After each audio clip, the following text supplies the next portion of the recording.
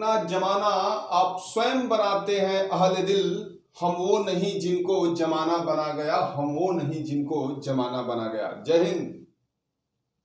जिगर मुरादाबादी की इन्हीं पंक्तियों के साथ मैं चंदन अखिलेश पांडे आप सभी के अपने चैनल 5 जन्य फॉर ऑल पर आप सभी का स्वागत करता हूं, अभिनंदन करता हूं। जैसा कि आप सभी जानते हैं कि यह यूट्यूब चैनल सामाजिक विषय को साथ लेकर के एक यात्रा पर निकला है और उस यात्रा के क्रम में स्वातंत्र्योत्तर युग, आफ्टर इंडिपेंडेंस एरा या लेटर इंडिपेंडेंस एरा के नाम से जानते हैं। और उस विषय वस्तु का यह दूसरा भाग मैं आपको बता दूं कि स्वतंत्रता प्राप्ति के पश्चात हमारे देश के पास जो चुनौतियां थी, जो समस्याएं थी, उन समस्याओं को आधुनिक भारत के इस दूसरे पड़ाव पर, यानी यह एक श्रृंखला है जिसका पहला पार्ट यह यूट्यूब चैनल पूर्व में प्रसारित कर चुका है और उसके दूसरे क्रम में हम जानने वाले हैं मध्यकालिक समस्या के बारे में। यानी आज़ादी के बाद से जो तत्कालिक समस्याएं थी उन समस्याओं को हमने समझा है, लेकिन जैसे ही हमने तत्कालिक समस्याओं का निदान किया, उन समस्याओं का निराकरण किया, हमारे सामने एक समस्या उभर करके आई जिसे हम मध्यकालिक समस्या के नाम से जानते हैं। मध्यकालिक समस्या जिसमें मुख्य रूप से हमारे देश के लिए संविधान का निर्माण करना था। आजादी के बाद भारत को एक संप्रभुत्व राष्ट्र बनने के लिए उसके खुद का संविधान का होना नितांत आवश्यक था, क्योंकि आजादी तक हम अंग्रेजों के द्वारा बनाए गए कानून से, उनके द्वारा बनाए गए अधिनियमों से शासित होते आ रहे थे। संविधान निर्माण की चुनौती को भी हमने सहर्ष स्वीकार किया। तमाम प्रकार के आयोग, तमाम प्रकार के प्रावधान, तमाम प्रकार के चुनाव और तमाम प्रकार की कार्यवाहियां की गई जिसके तहत हमारे भारतीय संविधान का निर्माण हुआ। मैं आपको बता दूं कि वर्तमान समय में भारत का संविधान विश्व का सबसे बड़ा लिखित संविधान है और इस संविधान की रचना की शुरुआत हालांकि 1945 में, जैसा कि आपने पूर्व में nationalism in India related series में देखा कि 1945 में ही भारत के स्वतंत्रता के संकेत मिलने प्रारंभ हो गए थे। 1946 में भारत में कैबिनेट मिशन आता है और उस कैबिनेट मिशन ने भारत में संविधान निर्माण की नींव रख देता है। 9 दिसंबर 1946 और 9 दिसंबर 1946 डॉक्टर सच्चिदानंद सिन्हा हमारे कॉन्स्टिट्यूएंट असेंबली के, हमारे संविधान सभा के पहले अस्थायी अध्यक्ष बनाए जाते हैं। Non permanent president of our constituent assembly whose name is doctor Sachchidanand Sinha. लेकिन ठीक 2 दिन बाद 11 दिसंबर 1946 को डॉक्टर राजेंद्र प्रसाद सर्वसम्मति से भारतीय संविधान सभा के स्थायी यानी परमानेंट प्रेसिडेंट के रूप में स्वीकार किए जाते हैं। यानी 11 दिसंबर 1946 से हमारे संविधान निर्माण की प्रक्रिया प्रारंभ हो जाती है और संपूर्ण भारत में वयस्क मताधिकार, जिसको यूनिवर्सल एडल्ट फ्रेंचाइज के नाम से भी हम जानते हैं, उस मताधिकार के द्वारा यानी 21 साल से 21 ईयर से ऊपर के सभी भारतीय नागरिकों को मत देने का अधिकार प्राप्त होता है। उस मताधिकार से कुल 296 यानी 296 हमारे रिप्रेजेंटेटिव संविधान बनाने के लिए राजी होते हैं, निर्वाचित होते हैं और तब यह कारवां धीरे धीरे बढ़ने लगता है और एक दिन ऐसा आता है जब भारत अपने संविधान का निर्माण स्वयं करता है। हमारे संविधान का निर्माण कैसे हुआ, संविधान का इतिहास क्या रहा है, संविधान की प्रक्रियाएं क्या रही हैं और संविधान का मूल रूप क्या है, इन सभी बातों की वृत्तांत स्वरूप विस्तार यह चैनल अपने आगे आने वाले वीडियो यानी पॉलिटिकल साइंस की जब हम बात करेंगे, राजनीति विज्ञान की बात करेंगे तो उसमें हम इसका विस्तार जरूर करेंगे। लेकिन संविधान निर्माण करना भी हमारे स्वतंत्र भारत की मध्यकालिक समस्या थी, तो आज मध्यकालिक समस्या यानी संविधान निर्माण पर हम चर्चा करने वाले हैं। अकादमिक छात्र के रूप में, प्रतियोगी छात्र के रूप में तथा साथ ही साथ एक भारतीय नागरिक होने के नाते इस विषय वस्तु को जानना बेहद प्रासंगिक है। हमारे संविधान को बनाने में तमाम प्रकार की समितियां बनी, तमाम प्रकार के कमीशंस गठित किए गए और उन आयोगों के सुझावों के बाद हमारे भारतीय संविधान का बनना प्रारंभ हुआ और उसमें से एक महत्वपूर्ण समिति थी, जैसा कि आप अपने स्क्रीन पर देख रहे हैं, प्रारूप समिति। प्रारूप समिति को हम ड्राफ्टिंग कमेटी के नाम से भी हम जानते हैं, और ड्राफ्टिंग कमेटी का मूल काम हमारे भारतीय संविधान के लिए प्रारूप तैयार करना था। और प्रारूप समिति के अध्यक्ष के रूप में डॉक्टर भीमराव अंबेडकर, जो कि प्रारूप समिति के अध्यक्ष थे, और अध्यक्ष के साथ साथ 6 अन्य लोग थे जो प्रारूप समिति में सदस्य के रूप में कार्यरत थे। उन सदस्यों के रूप में कन्हैयालाल मुंशी का नाम आता है, मोहम्मद सादुल्ला का नाम आता है, बीएम मित्तल का नाम आता है। आप देख रहे हैं बीएम मित्तल के बाद एक और नाम रखा गया है, बीएम मित्तल और डीपी खेतान। ये 2 ऐसे नाम हैं जो संविधान बनाने की प्रक्रिया के दौरान ही इनका देहांत हो गया, और इन लोगों के देहांत के बाद, यानी बीएम मित्तल के देहांत के बाद, एन माधव राव को प्रारूप समिति में शामिल किया गया।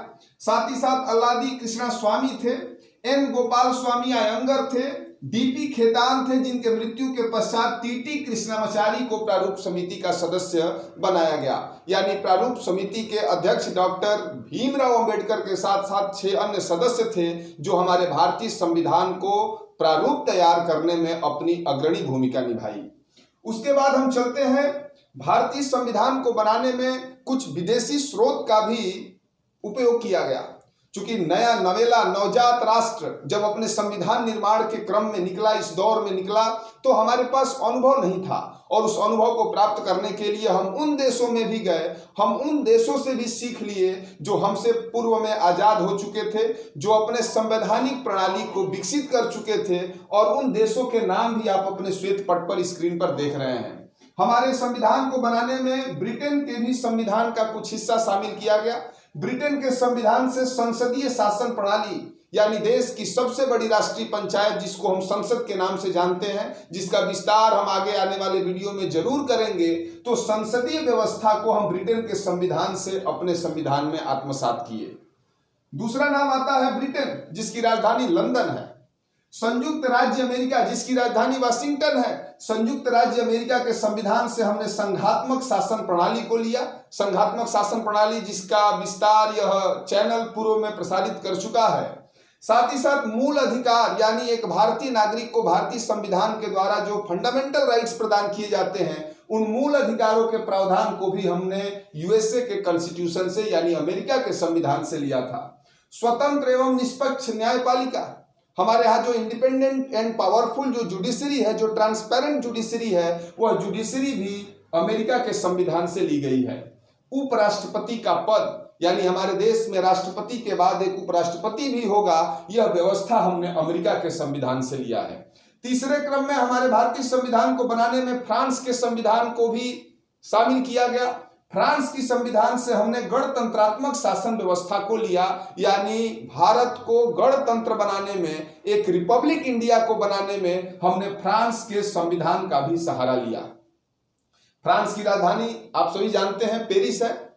कनाडा जिसकी राजधानी ओटावा है, और कनाडा के संविधान से हमने संघ एवं राज्यों के मध्य शक्तियों के विस्तार को, शक्तियों के विभाजन को भी हम शामिल किए। हमने पूर्व के वीडियो में संघवाद, फेडरलिज्म नाम का एक वीडियो यह चैनल प्रसारित कर चुका है, और उस वीडियो में आप देखेंगे कि केंद्र सरकार और राज्य सरकार के बीच में शक्तियों का विभाजन कैसे होता है, और उस व्यवस्था को हमने कनाडा के संविधान से अपने संविधान में सम्मिलित किया था।